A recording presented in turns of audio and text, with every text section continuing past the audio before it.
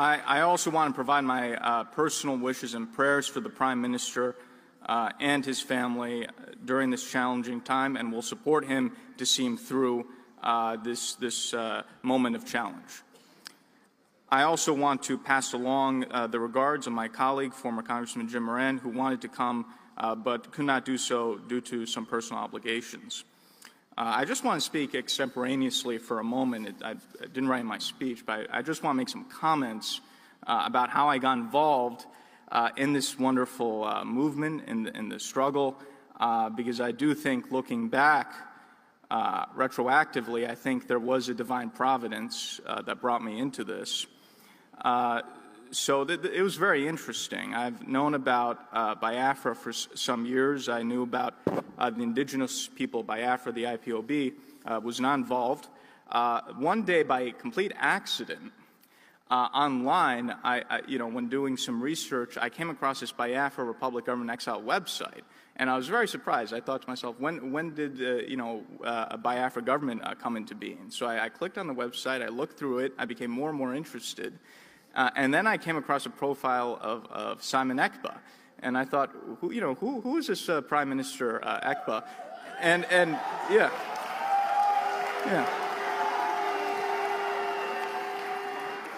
So I became more and more intrigued. I went to his Wikipedia. I read it, talking about all the work he's doing, how he's based in Finland, and I became more and more intrigued. I was like, this is such an interesting person. I have to find out what's going on here.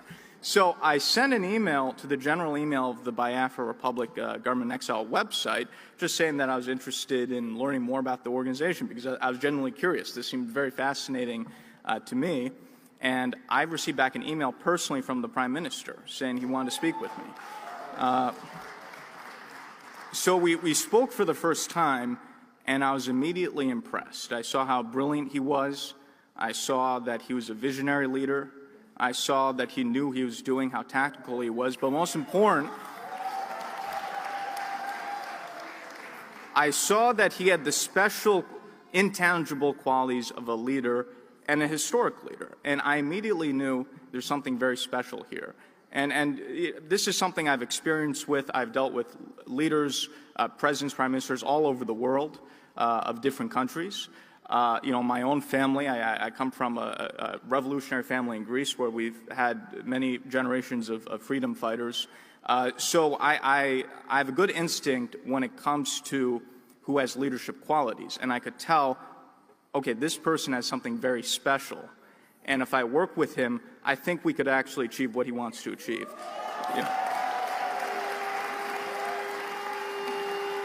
Yes. So over time, over many months, we developed a very close personal relationship. And also, he saw something in me, and he said, I really want you to get involved in this. I want you to be part of this cause. And so I began formally my lobbying representation June this year, and I think in a few months, we've changed the course of history.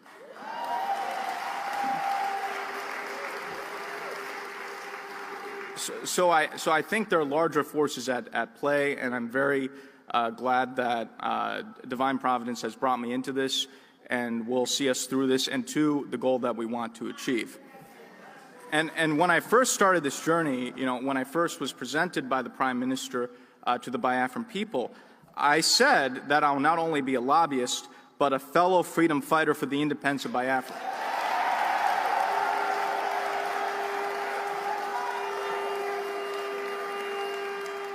And today, I greet you as victorious independence fighters, because that's what you are. Yeah, my friends, this occasion is an illustrious one that will forever be in our hearts and will be passed along to future posterity as a seminal moment in our great struggle for freedom. The independence of Biafra will not only be a symbol of hope for the continent of Africa, but the entire world. Biafra will be a symbol of pride.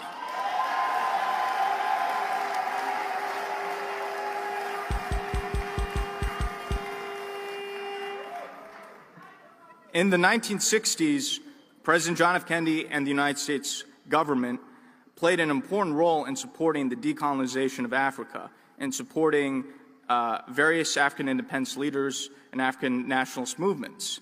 President Kennedy understood that supporting the African people rather than the European colonists was not only the right thing to do and the moral thing to do, but in the interests of the United States, which at the time had been competing with the Soviet Union for influence in Africa and throughout the world. Similarly, in this new age of great power competition, the United States has an obligation to support the new African independence movements of the 21st century and put an end to the legacy of neocolonialism in Africa.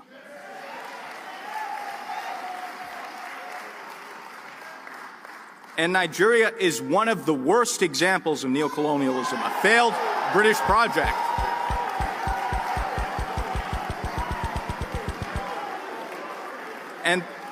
And the rise of Biafra will put an end to this nonsense in Africa.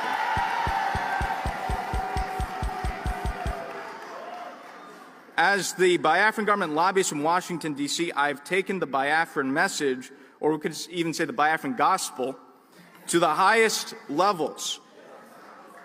We have spoken to the Congress. We have spoken to the White House. We have spoken to the think tanks and the decision makers in Washington. As the finance minister said, we have met with and presented the Biafra Charter to the Speaker of the House of Representatives, Mike Johnson, the third highest level official in the United States government. And we've met with many members of Congress. The results have been overwhelmingly positive.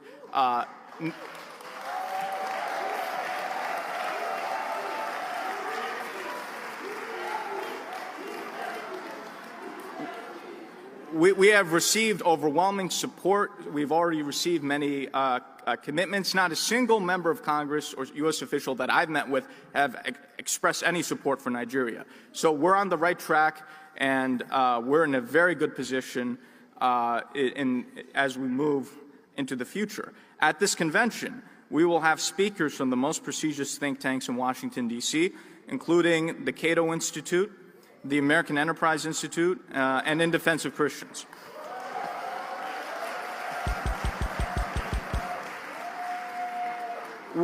We have seen the fruits of this engagement with powerful longtime U.S. diplomats such as Ambassador Tibor Nagy and the American Enterprise Institute, Dr. Michael Rubin, who will be speaking at this convention.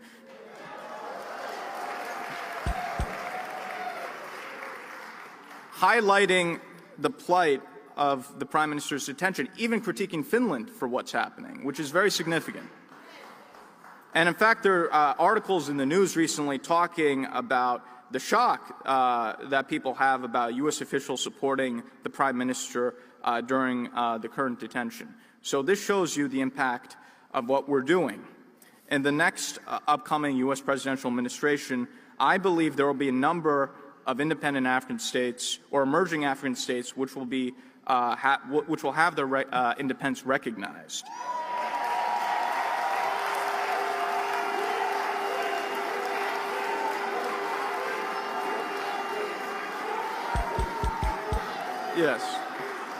Yes.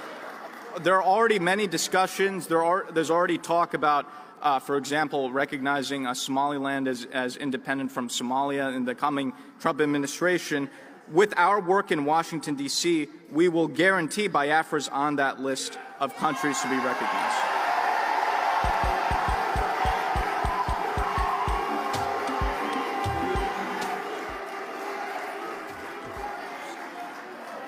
We will achieve U.S. recognition of Biafra.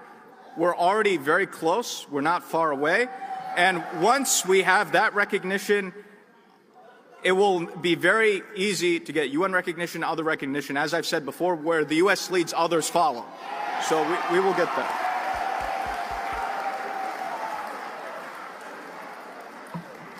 I have also, through my international contacts, interacting with world leaders, have put out feelers about Biafra to other independent states, including in Africa. As you heard, my good friend and my other client, the president of the Eritrean government in exile, recognizes and will be the first country to recognize the United States of Biafra.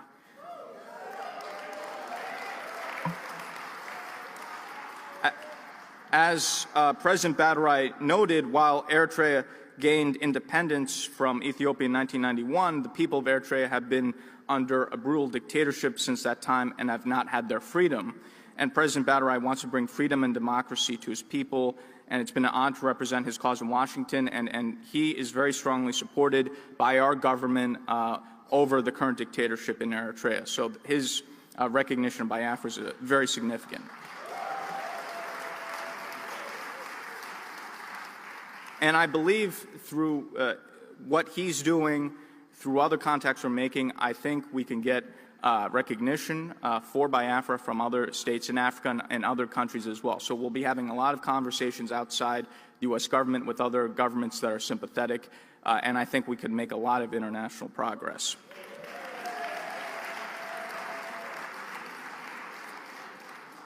Biafra's struggle for independence is a sublime one, in which the lands of its indigenous people can finally take control of their own destiny.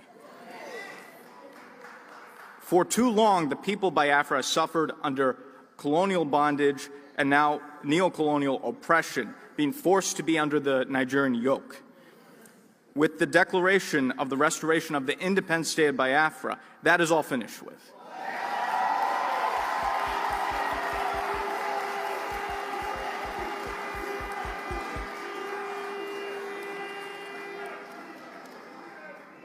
Let us strive to create a new nation which will serve its people and be an example to the world. My fellow Biafrans, my fellow freedom fighters, long live independence, long live an independent and sovereign Biafra. Thank you.